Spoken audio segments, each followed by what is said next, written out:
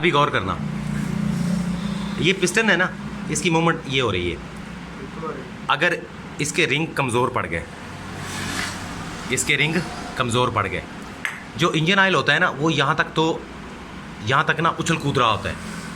इसके साथ ना, इसके साथ वो इस तरह ना चमचे से बने होते हैं। जब ये पिस्टन क्रैंक शाफ्ट ऐसे ऐसे नीचे घूमती है ना, ऐसे ऐसे, तो वो तेल को उठा उठा के ना इधर फेंकती रहती है। इंजन ऑयल यहाँ तक आता रहता है। ये जो रिंग है ना पिस्टन के, ये ऊपर नहीं जाने देते उस तेल को। इस इधर जो गैसेस बन रही हैं उनको भी टाइट रखते हैं। अगर रिंग ख़त्म हो गया ना तो वो तेल इन दीवारों के ऊपर चढ़ जाएगा, इस हिस्से में भी आ जाएगा। आ गया वो।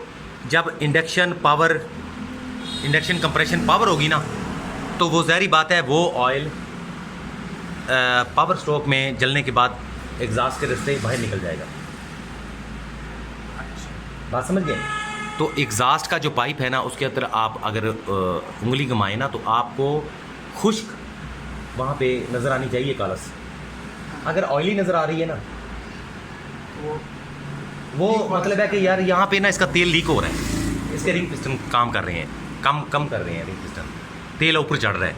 दूसरी बात, जब ये तेल ज़्यादा आ जाता है ना, यहाँ पे इंजन ऑयल ज़्यादा आ जाता है, तो ये जो है ना हमारा स्पार्किंग प्लग, ये वाला, इस स्पार्किंग प्लग के मुंह को भी तेल लग जाता है अच्छा खासा। जब वो तेल लग जाएगा ना, तो ये जब छोला छोड़ता है ना, तो वो सही छोड़ ही नहीं पाएगा, क्योंकि वो सारा तेल से भरा होगा। बात समझ गए? तो यहाँ पे फिर ये शोला नहीं छोड़ पाएगा, धमाका नहीं होगा। जब धमाका नहीं होगा ना, तो आपकी गाड़ी भी मिसिंग करेगी।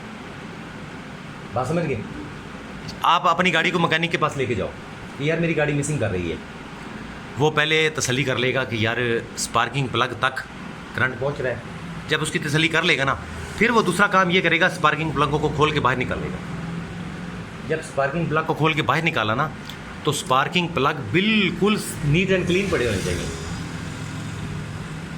बात समझ गया? अगर तो वो तेल में डूबे हुए हैं तो वो आपको बता देगा कि भाई आपके 1 2 3 सिलेंडर ठीक पड़े हुए हैं, चौथा जो है ना, ये इसके रिंग पिस्टन रिंग कमज़ोर हो चुकी है, वहाँ धमाका नहीं हो रहा था और उसकी वजह से वो मिसिंग हो रही है। वो एक दफ़ा साफ़ करने के बाद लगा देगा, मगर आपको बता देगा कि भाई ये रिंग आपका कमज़ोर हो चुका है।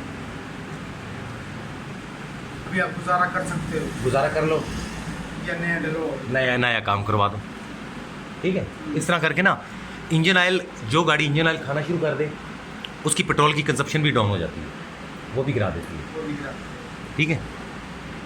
तो ये सिस्टम है, ठीक है? क्रैंक शाफ्ट, केम शाफ्ट।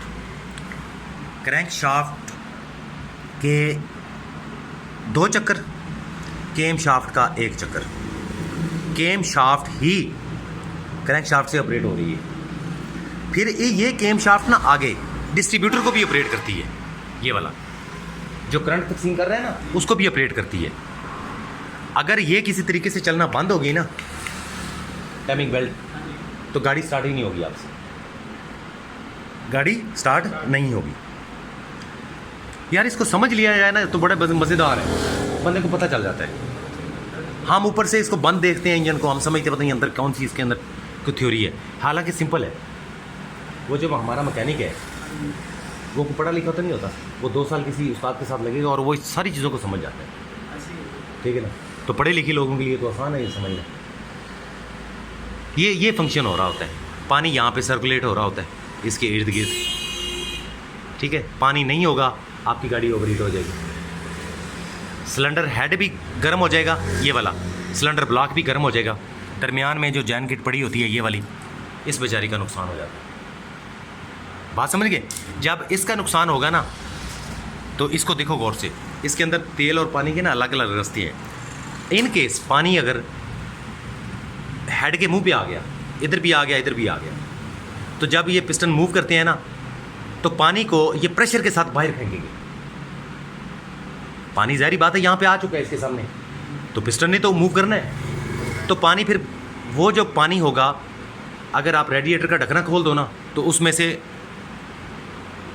वो धड़ ऊपर आएगा। आप कहोगे यार पता नहीं इसमें कोई ऐसा कौन सा मगरमच्छ चला गया है जो जो फुहारे मार रहा है। ठीक है, तो होता यही है कि पानी यहाँ तक आ जाता है, ठीक है। रिंगों की वजह से पानी नीचे तो नहीं जा पाता, अलबत्ता चला भी जाता है। आपको ऑयल में भी, इंजन ऑयल में भी पानी के ज़रात नज़र आएंगे, आपको रेडिएटर में भी पानी के ज़रात नज़र आ जाएंगे। रिंग कमज़ोर होंगी तो हाँ, ये सिस्टम होता है। क्लियर हो गया?